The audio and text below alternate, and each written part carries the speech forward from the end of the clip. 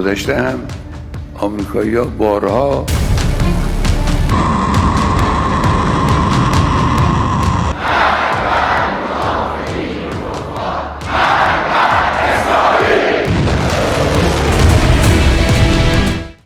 पूरी दुनिया के लिहाज से गले की नस अगर कोई कही जाए और कोई ये दावा करे कि वो गले की नस जिस वक्त चाहे काट सकता है, क्या कहेंगे आप? इसके अलावा अभी खुर्रमशहर 4 की दहशत खत्म नहीं हुई थी, लेकिन ईरान तो फिर एक नया डरावना एलिमेंट लेकर आ गया। क्या है वो एलिमेंट? इसके अलावा परमाणु हथियार पर, ईरान के परमाणु कार्यक्रम पर सबसे बड़ी ऑथेंटिक अपडेट इस वक्त हमारे पास है। कुछ देर में हम आपको वो भी बताएंगे। सीरिया से भी थोड़े बहुत अपडेट है, सीरिया के अपडेट की भी जानकारी लेंगे। साथ ही साथ अब जबकि चर्चा की मेज पर दो लोगों को बैठना है, तनाव कम करने की बात हो रही है, तो अचानक से ये क्यों हो रहा है कि अरागची जाकर परमाणु प्रसार वाली संस्था से जाकर मुलाकात कर रहे हैं? ये क्यों हो रहा है कि एक और बड़ा जो बेस है, युद्धपोत वाहक विमान है, चलता फिरता युद्ध शहर है लिंकन के बाद, वो रवाना किया जा रहा है? ये पेचीदगी क्या है, किस तरफ जा रही है, क्या रणनीति है? इन तमाम चीज़ों को डिकोड करेंगे। आपके साथ मैं हूं ललित प्रजापति, आनंद हमारे साथ बने हुए हैं। आनंद, सबसे पहले तो बैठक का अपडेट आप हम हमारे दर्शकों को देंगे। इसके अलावा एक बड़ी मुलाकात हुई है, वो बड़ी मुलाकात इस मायने में है, अरागची IAEA के जो हेड हैं उनसे उन्होंने मुलाकात की है। ये थोड़े अपडेट की बात कर ली जाए, फिर अगला। बिल्कुल, देखिए, तो पहले कल जो बैठक होने वाली है, जेनेवा में बैठक होगी ईरान और अमेरिका की, दूसरी चरण की बैठक, और इस बैठक में भी नेतृत्व जो होगा अमेरिका की तरफ से, जो प्रतिनिधिमंडल हैं वो स्टीव विटकॉफ होंगे, और इधर से ईरान की तरफ से होंगे अब्बास अरागची। लेकिन इस बीच एक बड़ी खबर आ रही है। कल बैठक तो होने वाली है, लेकिन इस बैठक की एक जो ये बड़ी खबर है, ये इसलिए अहम हो जाती है क्योंकि ईरान को भी पता है और अमेरिका को भी पता है कि बैठक कल यानी कि मंगलवार के दिन होने वाली है। तो अब क्या ऐसी ज़रूरत आन पड़ी कि ईरान को ये बड़ा फैसला लेना पड़ा है? दरअसल हुआ क्या है कि ईरान ने जो 1 और 2 फरवरी को नौसैनिक अभ्यास शुरू करने की बात कही थी, लेकिन ट्रंप के धमकी के बाद से उसको कैंसिल कर दिया जाता है। लेकिन अमेरिका के एक कदम और बढ़ने की वजह से, एक कदम इसलिए मैं बोल रहा हूं क्योंकि एक जहाज वहां पर तैनात है अरब सागर में, USS अब्राहम लिंकन, लेकिन दूसरे जहाज भेजने की तैयारी में है अमेरिका। उसको लेकर के ईरान बहुत चिंतित है, और यही कारण है कि जो युद्धाभ्यास ईरान ने कैंसिल कर दिया था उसको फिर से पुनः चालू कर दिया है, और ये युद्ध अभ्यास जो है होर्मुज में ही हो रहा है। ये वही जगह पर है जहां पर आकर के अमेरिकी जहाज, जहां पर मतलब एक तरीके से अपना वहां पर अड्डा जमाने वाले थे, लेकिन ऐसा होता नहीं है। कुछ गर्मा गर्मी का माहौल होता है, वापस लौटता है, फिर अरब सागर में जाकर के तैनात है।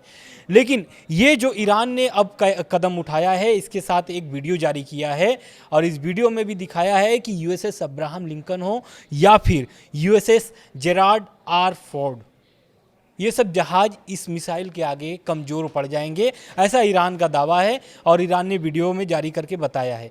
लेकिन ये जो नौसैनिक अभ्यास है, ये हॉर्मुज में होने वाली है, और यहाँ पर हो रही है, अभ्यास शुरू हो गई है, शुरू कर दिया है इन लोगों ने। IRGC की टीम है वहाँ पर, जो ईरान की सेना है वहाँ पर युद्ध अभ्यास कर रही है, और ये युद्ध अभ्यास में ऐसी खबरें भी सामने आ रही थी कि आने वाले समय में रूस और चाइना भी जुड़ सकते हैं, लेकिन अभी तक ऐसा कोई अपडेट नहीं है। लेकिन ईरान ने ये युद्ध अभ्यास जो है कि शुरू कर दिया है। इसके साथ जो है कि ईरान ने एक वीडियो जारी किया है। इस वीडियो में कादेर मिसाइल की जिक्र किया गया है, और कादेर मिसाइल को इसमें एक तरीके से लॉन्च करके ये दिखाया गया है कि अमेरिकी जहाज पर अगर ये हमला होता है, इस मिसाइल से हमला होता है, तो अमेरिकी जहाज जो है कि किस तरीके से धुआं हो जाएगा या फिर नष्ट हो जाएगा, बेकाम का हो जाएगा अमेरिकी जहाज, ऐसा मतलब उनका, ईरान का ये दावा है। बिल्कुल, 2 बड़ी बातें जो आनंद कही उसे समझ लीजिए। पहले, कितना स्मार्टली इसे नाम दिया गया है। जो IRGC की नेवी ड्रिल चल रही है होर्मुज में, मैंने जिस गले का जिक्र किया था वो होर्मुज ही है।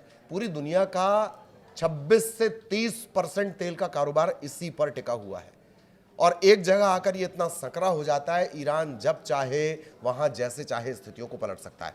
हैरानी की बात देखिए कि 1980 में भी ऐसे हालात नहीं बने, वहां से पूरी तरह से जो ट्रांसपोर्टेशन है वो नहीं रुका, लेकिन आज स्थितियां ये हैं कि तनाव की बातों के बीच, शांति की बैठक के बीच वहां पर एक नेवी ड्रिल शुरू कर दी जाती है। ये होर्मुज, जो आनंद ने जानकारी दी है, और नाम कितना अच्छा दिया है, smart control of Hormuz strait. हर बार यही ईरान धमकी देता है कि हम यहां पर कंट्रोल कर लेंगे तो सबको दिक्कत हो जाएगी। यही वो गला है जिसका मैंने जिक्र किया था, दुनिया का गला। दूसरी महत्वपूर्ण बात, कादेर मिसाइल, खुर्रमशहर 4 का हमने जिक्र किया। आप तमाम ईरान से जुड़े हुए जितने भी आप एक्सप्लेनर आज की डेट में देख रहे हैं, उसमें खुर्रमशहर 4 की बात आ रही है, लेकिन सबसे लेटेस्ट हम आपको बताएं, कादेर उससे ज्यादा कहीं घातक है। और बाकायदा इसका वीडियो जारी करके ईरान ये भी चेता रहा है कि बातचीत की टेबल पर अगर आप सकारात्मक बातचीत के साथ, सकारात्मक पॉइंट के साथ आ रहे हैं तब तो ठीक है, लेकिन अगर आपके इरादे कुछ और हैं, इजराइल के साथ मिलकर कोई शरारत की आप सोच रहे हैं, तब ईरान चुप नहीं बैठेगा।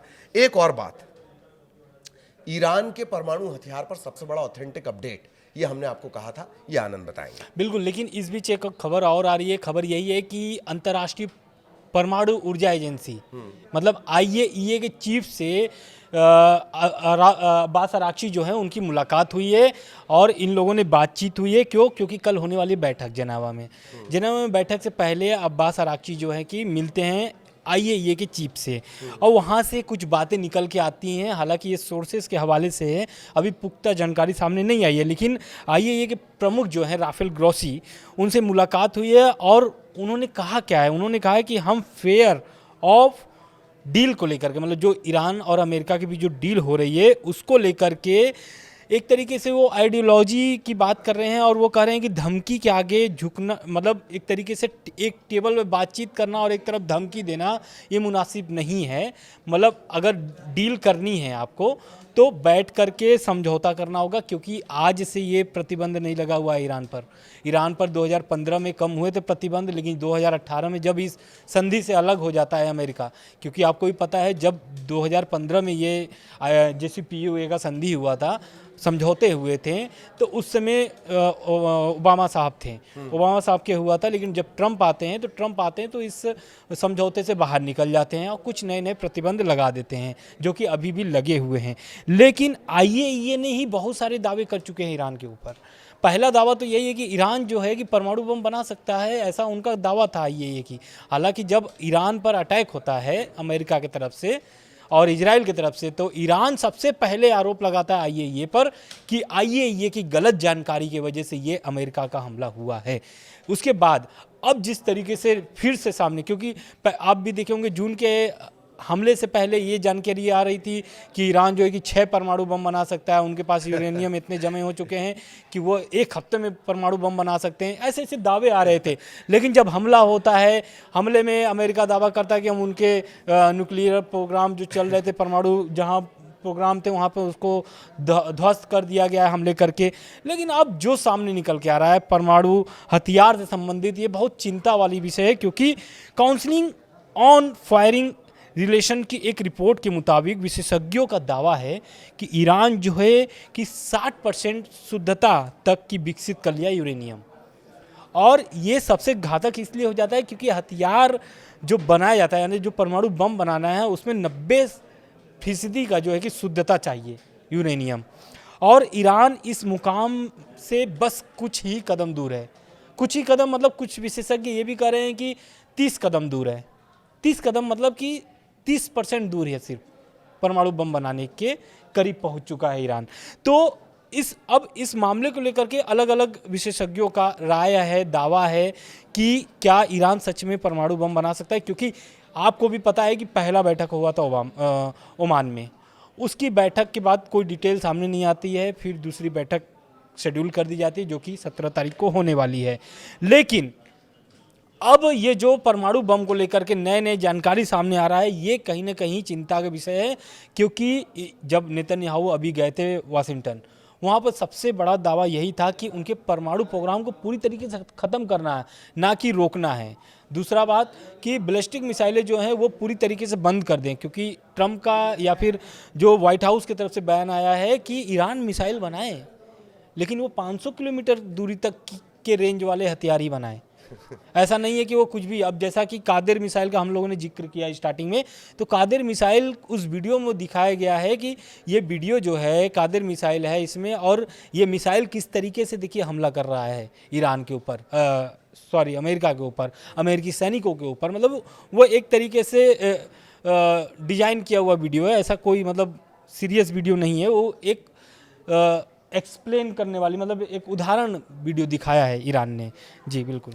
ये दरअसल ये सिर्फ एक, आप इसे एक एनिमेटेड वीडियो मत देखिए, आप ये देखिए कि एक बंदा, एक व्यक्ति जो इस्लामिक धर्मगुरु कहलाता है, शिया धर्मगुरु है, उसका अंदाज देखिए आप। वो एक एनिमेशन के जरिए ये बता रहा है कि जो भी सुपर पावर होगे तुम अपने घर में होगे, हमें अगर छेड़ा तो हम तुम्हें छोड़ेंगे नहीं, हमें अगर छेड़ा तो हम तुम्हें छोड़ेंगे नहीं। एक बात। दूसरी बात कि जिस तरीके से जून में युद्ध होता है, अमेरिका कहता है हमने तो सारे परमाणु जो फैसिलिटी वो खत्म कर दी, और अभी हम फिर उसी पे डिस्कशन कर रहे हैं कि परमाणु हथियार किसके पास है, ईरान के पास। आनंद जिस बात का जिक्र कर रहे हैं 30 से 90%, 30 से 60% की एक्यूरेसी तक पहुंच चुका है, 90% उसे चाहिए। अब एक बात समझिए, क्रोनोलॉजी देखिए, जून में लफड़ा हुआ, ठीक, जुलाई, अगस्त, सितंबर, अक्टूबर, नवंबर, दिसंबर, जनवरी से हम इन सब पे डिस्कशन कर रहे हैं। 6 महीने में अगर कोई अपनी एक्यूरेसी को 60% तक ले जा सकता है, उसे बम बनाने में कितना वक्त लगेगा? इसी वजह से कहा जा रहा है कि ये चीज़ें अब स्टेप्स में बची हुई हैं। यही अमेरिका की सबसे बड़ी चिंता है, और अमेरिका से ज़्यादा इजराइल की चिंता है। दूसरा, मैं चाहूँगा आनंद मिसाइलों को लेकर आप थोड़ा और डिटेल में बताएं, लेकिन मैं मिसाइलों के कार्यक्रम से पहले एक बात बता दूं, ये कमाल का मजाक है दुनिया की सबसे बड़ी ताकत का।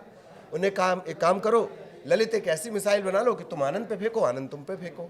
खेल चल रहा है, देश, हर देश को अपने आप को बचाने का अधिकार है। मिसाइल प्रोग्राम के बारे में बिल्कुल देखिए, पहला तो यही है कि विशेषज्ञ जो दावा कर रहे हैं कि अगर ईरान चाहे तो वो कुछ ही हफ्तों में परमाणु हथियार जो है कि मतलब जो जरूरतें संसाधन यानी जो सामान चाहिए ईरान को परमाणु बम बनाने के लिए, तो वो 1 हफ्ते में उसको तैयार कर सकता है। मतलब रॉ मटेरियल वो जुटा करके उसको फिर स्टार्ट कर सकता है, उसकी प्रोसेस स्टार्ट कर सकता है, ऐसा विशेषज्ञों का दावा है। उस रिपोर्ट के बाद अब ये सामने आ रहा है कि जो 2025 में जून में हमला हुआ था अमेरिका का, उसके बावजूद ईरान जो है अपनी ज़मीन के नीचे फिर से निर्माण कार्य शुरू कर दिया है। ये निर्माण कार्य वही है जैसा कि आपने मिसाइल सिटी देखा होगा। मिसाइल सिटी जो है वो 500 मीटर अंदर, ज़मीन के 500 मीटर अंदर निर्माण किया गया है, गहरे 500 मीटर अंदर में। तो ये बहुत, ईरान जो है कि आप शुरू से आप देखिए ईरान किस तरीके से काम कर रहा है, हर एक धमकियों वाले बयान के बीच नए नए कदम उठा रहा है, नए नए वीडियो जारी कर रहा है कि देखो आपको कैसे हम तबाह कर सकते हैं, आपके सैनिकों को कैसे मतलब कि मार सकते हैं। इस तरीके का ईरान की तरफ से लगातार दावा आ रहा है। लेकिन अब जो ईरान का ये मिसाइल प्रोग्राम है, सबसे चिंता का विषय इजराइल का इस वक्त सबसे ज़्यादा चिंता का विषय है, क्योंकि ईरान के पास कुछ ऐसे बैलिस्टिक मिसाइल है, वो चाहे तो इजराइल के साथ साथ बल्कि पूरे यूरोप के हिस्से को बर्बाद करने में उसको सक्षम है। मतलब वो मिसाइल जो है, अगर वो मिसाइल छोड़ते हैं ईरान से, तो वो पूरे यूरोप को भी अपने कब्जे में ले सकता है। तो ये कहीं ना कहीं इजराइल का यही चिंता है कि पहले इसके बैलिस्टिक मिसाइलों को रद्द कर दिया जाए, पूरी तरीके से बंद कर दिया जाए। प्रॉक्सियों को शुरू से जो मदद की बात हो रही थी वो अभी तक बंद है, आपको भी पता है। लेकिन अब ये 2 मुद्दों से लेकर के अब्बास अराक्ची जो है कि वो मुकर क्या रहे हैं, वो शुरू से बोल रहे हैं कि इस डील में सिर्फ परमाणु की बात होगी, परमाणु बम पर बात होगी, परमाणु प्रोग्राम पर बात होगी। हम इन 2 मुद्दों पर बातचीत करने के लिए तैयार नहीं हैं और ना आप इस पर बातचीत करना चाहते हैं। पहला है बैलिस्टिक मिसाइल प्रोग्राम जो वो अपना चलाते हैं, क्योंकि सेल्फ ऑफ डिफेंस, किसी भी कंट्री का सेल्फ ऑफ डिफेंस बनाने के लिए वो अपना मिसाइल का प्रयोग करते हैं ईरान। तो ये कहीं ना कहीं ईरान जो है अपने मिसाइल प्रोग्राम को वो समझ रहा है कि कितना ताकतवर है, क्योंकि आपको भी पता है कि रूस यूक्रेन के युद्ध में भी मिसाइल जो है कि पाए गए थे इसके ईरान के। तो कहीं ना कहीं ईरान ये जानता है कि हमारा इस वक्त सबसे ताकतवर अगर कोई हथियार है तो वो है मिसाइल।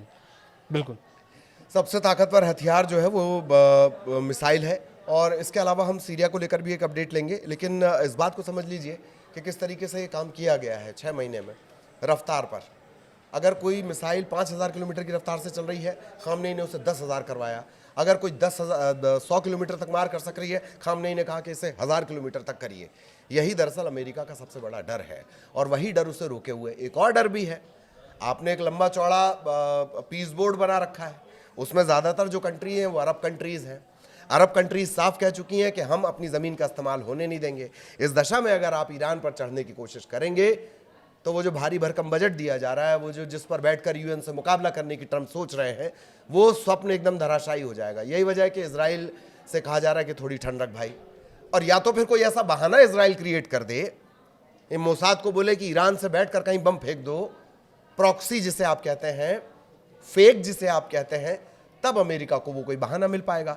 लेकिन अभी उसमें कितना वक्त है, इसके लिए थोड़ा इंतजार। अपने प्रॉक्सियों को भी मजबूत करना पड़ेगा। दूसरी ओर कि उनकी जो अभी बातचीत है, क्योंकि अब देखिए कल पता चलेगा, 24 घंटे बाद पता चलेगा कि ये जो बैठक हुई है, इस बैठक के बाद क्या परिणाम निकल के आता है। हालांकि जेडी वेंस की तरफ से जो बयान निकल के सामने आ रहा है वो ये निकल के आ रहा है कि ये जो डील है ईरान से करना बहुत ही मुश्किल है, क्योंकि इसके पहले भी कई चरणों में बातचीत हो चुकी है। अटैक के पहले, जून से पहले, वो भी बातचीत असफल रही है, और ये भी बातचीत असफल रहेगी। उनकी ऐसी